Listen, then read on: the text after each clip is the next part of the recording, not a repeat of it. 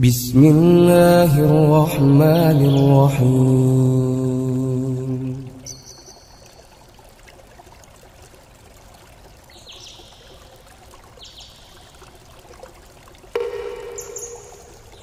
Mimpi 90, melihat proses pencabutan nyawa yang keras dan larangan untuk mengajarkan nyanyian dan menggantikan nyanyian itu dengan lantunan Al-Quran, 17 Juni tahun 2019. Aku bermimpi melihat seorang laki-laki yang sedang menghadapi sakratul maut. Aku melihat ia sangat kesusahan dalam sakaratul mautnya. Berulang kali nyawanya seperti tertahan di tenggorokannya. Ia dalam kondisi yang sangat tersiksa dan penuh penderitaan. Hingga akhirnya, orang yang di sekitarnya meminta pada orang-orang agar memberikan maaf untuk laki-laki yang tersiksa ini. Aku datang ke tempat itu untuk mengambil baju bekas yang diberikan pemilik rumah itu. Dan aku ingin memberikannya pada anakku jika cukup. Tapi anakku punya baju baru yang lebih syari dan menolak pemberian baju bekas itu. Aku kembali menengok laki-laki itu. Aku melihat sekujur kakinya bergetar kaku, dan istrinya berkata, kakinya sangat dingin. Nafasnya masih ada dan tersendat-sendat, susah untuk bernafas. Akhirnya ia meninggal. Tapi, aku merasa sangat aneh, karena kakinya masih bergetar. Aku dan orang-orang heran, dan yang lain berkata, mungkin ia belum meninggal. Yang satu lagi berkata, tapi sudah tidak ada nafasnya. Aku berkata, tapi kenapa kakinya masih bergetar kaku seperti itu? Aku melihat ia seperti mayat hidup.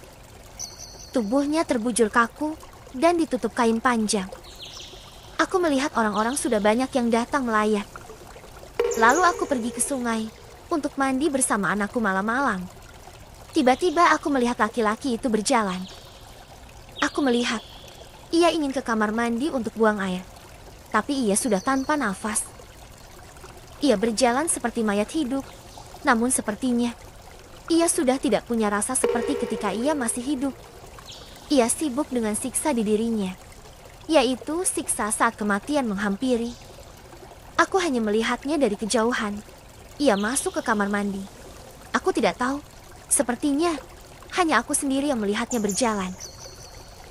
Lalu ia kembali ke tempatnya tidur semula, dan ia merasa sudah lebih baik kan?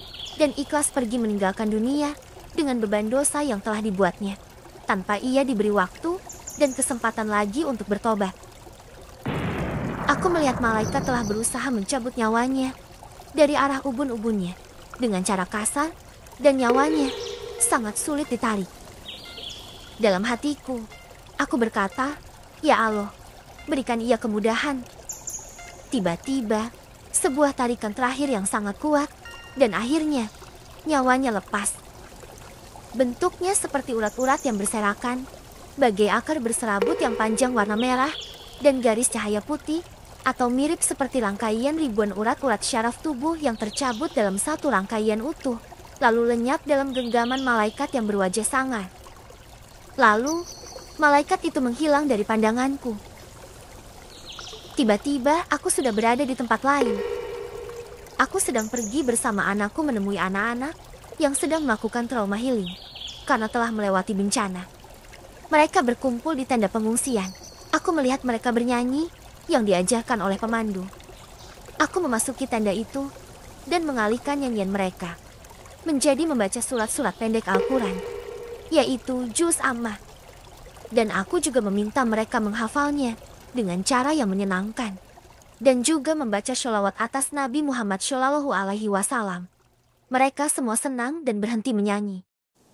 Dan di sepanjang jalan, aku mendengar lantunan ayat suci Al-Quran, bukan nyanyian lagi.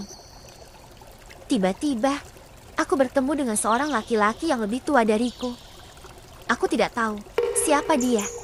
Dia berjiwa dermawan dan sedang menyantuni para pengungsi di sebuah tenda. Lalu, aku terbangun